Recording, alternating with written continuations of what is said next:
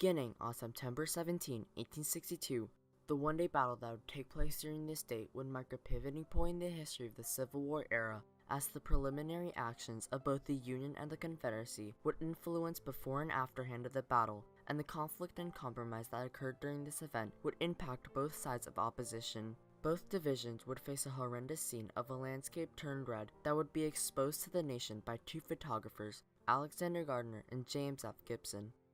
The photographs that were published around the world would backlash the nation's eyes of truth to the public and mark a new era in the visual documentation of war, as many would describe it as a valley of death. Alongside, many soldiers would find themselves crippled or disfigured for life, and many people would reckon that the outcome of the battle would determine the fate of America. This is the Battle of Antietam. Throughout the 1860s, high tensions broke out on the issue of slavery in both the social and political spectrum. This resulted in the split of the nation into two parts: North, who represented the Union and were up against the development of slavery, and South, who represented the Confederacy, the country that demanded for slavery to thrive.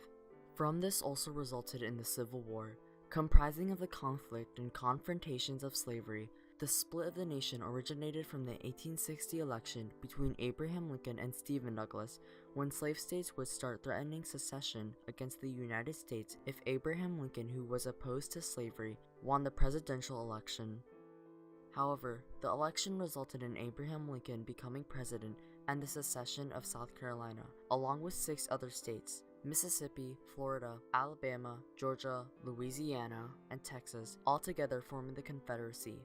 The Confederacy consisted of many generals, one of which who led the army to fight at Antietam. This general goes by the name of Robert E. Lee, born on January 19, 1807 in Stratford Hall, Virginia, to October 12, 1870. As a member of the General Winfield Scott staff, his popularity came from his military greatness and would earn 3 brevets for gallantry, which led him to become a colonel. One unique trait about General Lee, however, was his switch from siding with the Union at first to the Confederacy by refusing commander role into the Union Army and joining the Confederacy. The purpose of this was to not fight against his own people at Virginia. He would also be in charge of the Army of Northern Virginia, soon to become one of the Confederacy's most impactful and successful armies. The Union side, however, had a general minorly known for his power, but instead, his pity for the enemy, and goes by the name of General George B. McClellan. Born on December 3, 1826 to October 29, 1885, he graduated second in the U.S. Military Academy in West Point, New York, and fought during the Mexican War, which would then lead him to become the general for the Army of Potomac, and would lead the Union's way in Antietam. Both of these generals would strategize, plan, and stir the conflict of Antietam, with the fortunate and unfortunate occurring and modifying both sides. But what would start the conflict of Antietam? The answer lies within one of the battles before Antietam, also known as the Second Bull Run. The generals remained the same, except the Union side had General John Pope, but the result of this battle would result in a Confederacy victory, which would leave many European countries to believe that the Union would never reach their goal. This would be Robert E. Lee's main source of ambition and the result of his plan to Pennsylvania. This plan consisted of Lee and his army traveling to Pennsylvania to disrupt the Union's railroad of the flow of resources and goods. With the plans and determination on Robert E. Lee's hands, he was confident to wreak havoc to the Union and thought they were both disorganized and demoralized. But due to his army traveling for the past 10 weeks in poor conditions, his army was unable to evacuate Maryland on time, leaving them stranded at Maryland territory, and the consequences he and his army would face would turn the outcome of the battle.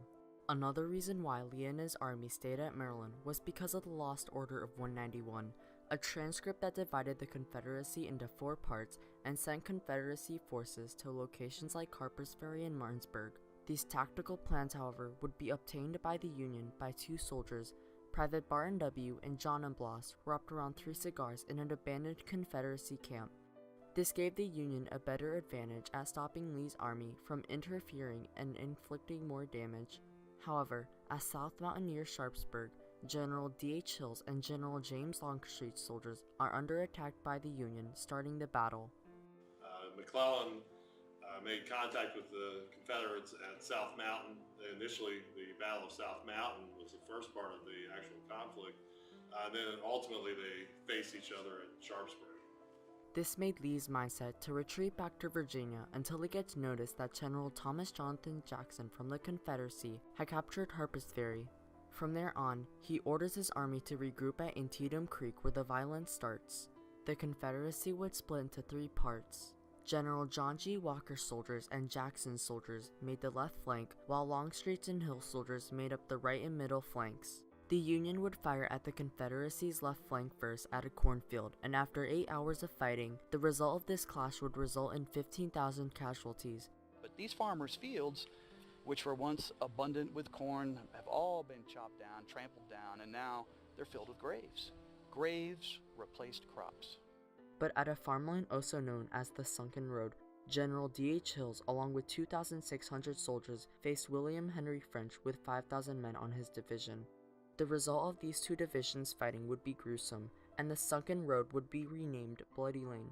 Another scene involves 500 soldiers from the Confederacy fighting against Union General Ambrose Burnside's 9th Corps, which managed to hold up for 3 hours at Burnside's Bridge. They were eventually pushed back by Confederacy forces, resulting in many deaths and casualties. From this single day resulted in around 23,000 casualties, and the amount of soldiers who died that day would be more than any of the wars that were fought in the 19th century. It was brutal, it was bloody, it was devastating to both sides. It was the single bloodiest day of fighting in American history.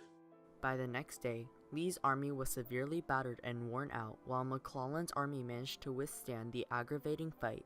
With a weak spot clearly visible to the Union, the Confederacy could have been obliterated in seconds, but the action that McClellan would command would take a turn in the battle. Instead of resuming the fight and claiming victory, McClellan instead decides to no longer contribute and continue the battle, which gave a huge lost opportunity to the Union. In return, Lee's army was able to retreat to Virginia by crossing the Potomac River on September 18 through 19. With this escape made Abraham Lincoln outraged and furious, and as a result, on November 5, 1862, McClellan is replaced by Commander Burnside. But it also managed to discontinue diplomatic recognition to the Confederacy, which stopped the Confederacy and European countries from allying. Abraham Lincoln also took action by establishing the Emancipation Proclamation on September 22, 1862. This document specified that if the Confederacy wouldn't end their rebellion towards the Union from January 1, 1863 and on, slaves from rebellious states shall be thenceforward, and forever free. This wouldn't take effect on the border states, but rather the southern states. This was intentional, as Abraham Lincoln was more concerned on the stability of the nation rather than the abolition of slavery. This document would also try to enhance the enrollment of the African descent in the Army and Navy, and by the end of the Civil War, almost 200,000 African Americans fought for the nation. It also helped both militarily and politically by capturing the hearts and imagination of many Americans. But although the Emancipation Proclamation wouldn't be responsible for freeing a single slave, it acted as a compromise to the citizens by occupying the will and hope of America to succeed and persevere through the Civil War. By the end of the Civil War, however, a new amendment was added to the Constitution stating, "Neither slavery nor involuntary servitude shall exist within the United States," also known as the 13th Amendment. This amendment managed to pass both a Democrat and Republican Senate, which banned slavery for African Americans. Today, memorials have been placed in honor of those who sacrificed their life. One such is held every December since 1988. 23,110 luminaries are lit to honor each soldier injured, missing, or dead. The soldiers who fought for what they believed were right would be accountable for not only the Civil War, but for society as a whole on the fight for equality in slavery. The antagonism and conflict of both the Union and the Confederacy would be displayed in all aspects of this battle, as people devoted their life while facing hardships and deprivations in order to gain sovereignty for their country. Abraham Lincoln, however, was able to captivate and intrigue such a mass population filled with aspiration and willpower with his words. The words of slavery would disintegrate year by year, giving America a new destiny and future thanks to the battle of Americans fighting Americans. Well, it was the battlefield of Antietam afterwards was a shocking spectacle of dead and wounded men. The horrible scenes that scattered over those 5 or 6 square miles